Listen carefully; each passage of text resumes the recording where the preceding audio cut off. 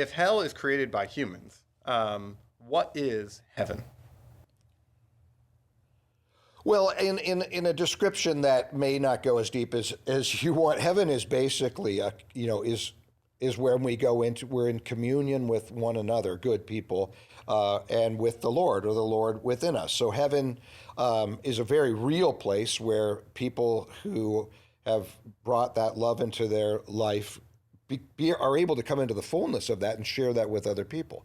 So in a sense, we could experience heaven, not entirely, but what you've described is very earthly.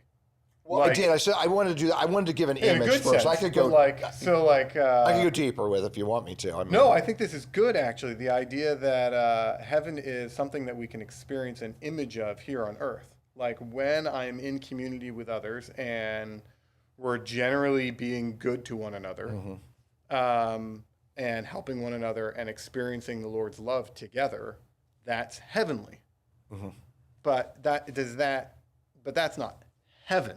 Well, heaven in its essence, I mean, in the very essence, we go right back to heaven is love manifesting itself within us. I mean, heaven is a spiritual state of life. So even Jesus said the kingdom of heaven is within you. Exactly. So heaven is something, we can be heavenly people here. I think that's a real, often people in the cartoon character feeling of what life is all about. Is simply, I do so many good things and I'm going to get in, kind of thing. Or if I believe something and have the right calling card in my, the Jesus card or something, or the right handshake, I'm going to get in. Whereas what Swedenborg says, it's not just what you do or just what you believe, but really who have you become? Who are you on the inside? And so basically, if you are heavenly on the inside, if you're a heavenly person, you're already in a sense in heaven. That's the kingdom of God being within you. But when you die, if you're a heavenly person, you just gravitate to heaven. No one's saying you go there, you go there. We are going to go where we already are in a sense. But what's beautiful about heaven is that no one's perfect. But when you get there, if you're basically a good person, that ruling love inside of you is a good love, then God allows you or gives you the opportunity to come fully into that. You no longer have to battle those things you've been battling within yourself that aren't useful to the world. So you come into the fullness of that love. That's heaven. So you said nobody's perfect. Yeah. But you're also saying if somebody wants to go to heaven, they have to be heavenly. That sounds intimidating.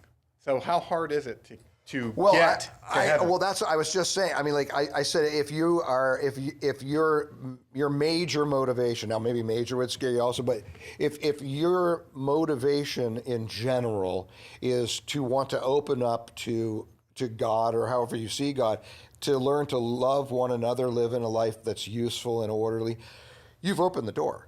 Right. You've opened the door. God's going to come into that as much as you're able to receive God. In our whole lives, our spiritual growth is one of learning, almost like we're solar panels, learn to open up to that light and love of God, have it generate through us and into useful service in this world.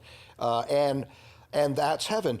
If we get started and we're moving in that direction, God will do all the rest. So that's what I think the key is I was Isaiah, cease to do evil, learn to do good, and just begin that process sincerely, and God's going to take you the rest of the way.